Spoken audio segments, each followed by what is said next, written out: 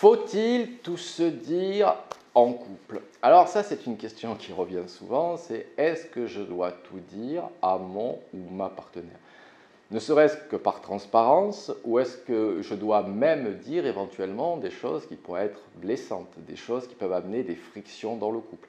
Alors là, je ne parle pas d'infidélité, on va botter en touche directement ça, puisque effectivement, là, c'est quelque chose de majeur dans le couple, il y a une confiance qui est rompue, et généralement, les personnes infidèles ne vont pas aller l'avouer parce qu'ils savent très bien les conséquences que cela peut avoir sur le couple. Donc j'enlève déjà ce pan, mais ça peut être des choses pas très agréables sur certains comportements, sur certains amis, sur certains aspects vestimentaires, sur des caractéristiques physiques également. Également, si vous avez envie de sortir avec des copains ou des copines, vous vous dites, est-ce que je dois le dire puisque mon compagnon ou ma compagne n'aime pas tellement ces personnes et je sais qu'il ou elle va me faire une scène si je lui dis tout. En plus, parfois, vous savez, nos pensées sont fluctuantes, nos émotions et nos sentiments sont fluctuants. Alors les sentiments un peu moins, mais les émotions.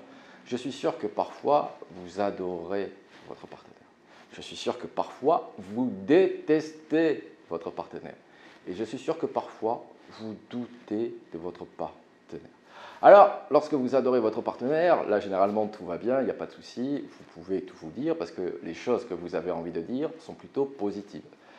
Quand ça va mal, là, c'est pas pareil puisque les choses qu'on a à dire sont plutôt négatives. Et les mots, en plus, peuvent laisser des traces dans la relation parce que des fois, on dit des choses quand on est agacé, quand on a du ressentiment, quand on a de la colère, et bien souvent les mots dépensent notre pensée, et puis juste après on regrette de l'avoir dit, sauf que le mal a été fait, et que les mots restent longtemps dans la tête de son partenaire. Également, lorsqu'on communique, et je suppose que vous l'avez déjà expérimenté, c'est-à-dire que la communication, nous n'avons pas le même référentiel de valeur, nous n'avons pas la même vision du monde, et parfois une phrase ou un mot peuvent dire différentes choses selon les personnes. Parfois, dans une communication, on ne se comprend pas, où il y a des frictions, des incompréhensions, parce qu'on n'a pas les mêmes lunettes du monde. Je vais prendre un exemple. Imaginez que votre copain ou votre copine vous dise que ça serait bien que vous supprimiez, si vous avez des ex sur vos réseaux sociaux, que vous les supprimiez. Si votre ex vous le dit comme ça, vous pouvez vous sentir fliqué, contrôlé, qu'on vous demande, entre guillemets, de vous soumettre aux desiderata de votre copain ou de votre copine. Ça peut créer des frictions. Alors que l'idée de votre copine ou de votre copain n'était pas forcément de vous contrôler, mais de vous dire que voilà, vous souhaitez avancer pleinement tous les deux, et donc ça ne sert à rien d'avoir des ex, des prétendants ou des personnes qui peuvent faire un frein à l'avancée de votre relation. Vous voyez que les deux messages, celui qui a été envoyé et celui qui a été reçu, ne sont pas les mêmes. Et du coup, ça peut créer des frictions dans le couple. Et enfin, il peut y avoir également lorsque vous avez des doutes sur la relation amoureuse. Imaginez qu'à un moment, vous réfléchissiez éventuellement en vous disant il y a peut-être un peu moins de bonheur, il y a un peu moins de sourire, il y a un peu moins de sexe, il y a un peu moins de complicité. Et puis, vous pouvez réfléchir tout doucement, y réfléchir sans vraiment y penser, mais à potentiellement sortir de la relation. Vous vous doutez bien que si vous manifestez les doutes à votre partenaire, les doutes qui peuvent arriver un lundi et disparaître le mardi.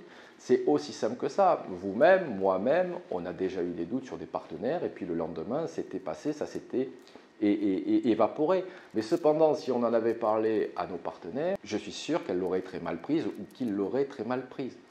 Faut faire attention, tout dire ce qui nous passe par la tête peut être compliqué dans une relation parce que je vous le dis, ça peut blesser l'autre. Il peut y avoir des interprétations différentes dans le dialogue, dans la façon de communiquer, dans l'intonation de voix et dans la réception de votre message. Il peut y avoir aussi parce que votre partenaire est flou. Vous savez, lorsque vous pensez, par exemple, vous vous dites, imaginez, c'est pareil, vous rencontrez une nana qui est très mignonne ou un garçon qui est très mignon, vous n'allez pas forcément le dire à votre partenaire. Imaginez que vous mangez avec un collègue de travail ou une collègue de travail, pareil, vous n'allez pas forcément dire à votre partenaire, tu sais, il est vraiment canon, en plus il est célibataire, etc. Ça, vous allez ne pas le dire, parce que finalement, ce n'est pas un rendez-vous galant, c'est un rendez-vous professionnel. Et pourtant, vous pouvez trouver votre collègue de travail très attirant, en plus il est célibataire, mais sans volonté d'avoir quelque chose.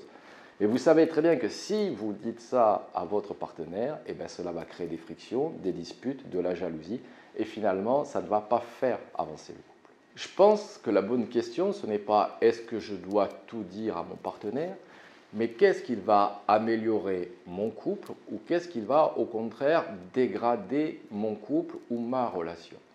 Je vais prendre l'exemple que je vous ai dit précédemment. Si votre collègue de travail est très charmant ou très charmante et qu'en plus il ou elle est célibataire. Si vous n'avez pas d'intérêt, il n'y a pas d'intérêt manifeste puisque vous pouvez trouver votre collègue de travail attirant, mais vous êtes bien avec votre partenaire et vous savez très bien que si vous dites qu'il ou elle est célibataire et qu'en plus il ou elle est mignon, ça va créer des disputes et ça n'apportera rien dans le couple. Par contre, imaginez qu'un comportement qu'a votre partenaire est négatif pour le couple. Là, vous pouvez lui en parler parce que l'objectif, c'est qu'il y ait une amélioration dans le couple, une amélioration de la communication, une amélioration de la complicité. Et donc ça, oui, vous pouvez le dire. Je crois que c'est ça le bon distinguo à faire. Est-ce que c'est positif pour mon couple ou au contraire négatif, ça va créer des disputes, des frictions pour rien. Et donc là, dans ce cadre-là, vous devrez le taire. Je vous dirais quand même malgré tout de faire attention entre ce que vous dites et ce que vous ne dites pas à votre partenaire, puisque l'un des socles du couple, c'est malgré tout la confiance. Imaginez que votre partenaire découvre un ou des petits mensonges, il risque ou elle risque de se poser la question en se disant si il ou elle me ment pour ça, sur quoi d'autre il ou elle peut me mentir. Et une fois que la confiance est brisée, malheureusement, le couple ne s'en portera pas mieux puisqu'il va y avoir, on va dire, du stress, une ambiance pesante où on ne va plus se considérer totalement comme une équipe, mais potentiellement comme deux adversaires ou quelqu'un qui peut nous mentir droit dans les yeux. Donc attention malgré tout lorsque vous faites des choses et que vous ne le dites pas à votre partenaire, qu'il ne le découvre pas parce que finalement, ça n'arrangera pas les histoires de votre couple et bien au contraire, je vous le redis, l'un des socles, l'un des piliers du couple, c'est la confiance. Et enfin, avant de conclure cette vidéo, lorsque vous voulez dire des choses pas très agréables à votre partenaire, c'est tout à fait normal, des fois il faut savoir se dire les choses en face, c'est ça être un couple, c'est ça aussi se faire confiance. Je vous dirais malgré tout de ne pas y aller en mode reproche et d'utiliser le pouvoir du parce que.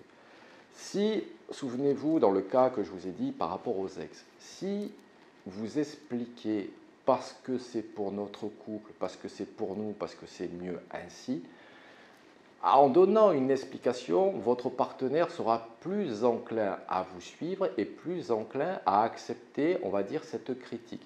Également, n'y allez pas en mode reproche, en disant tu fais ceci, tu fais cela, etc. Parce que la personne va se mettre sur la défensive et finalement, vous n'allez pas solutionner le problème. Au contraire, parlez de votre ressenti, utilisez le jeu, comme ça vous ne serez pas en mode accusatoire. Et l'autre pourra se justifier sans se mettre sur la défensive. Et là, vous allez pouvoir communiquer pour trouver une solution. Allez messieurs, dames, je vous quitte là-dessus. Si vous avez aimé cette vidéo, n'oubliez pas le petit pouce en l'air qui fait toujours plaisir. Abonnez-vous à ma chaîne pour recevoir toutes mes vidéos. Et je vous dis à très bientôt avec James Steve.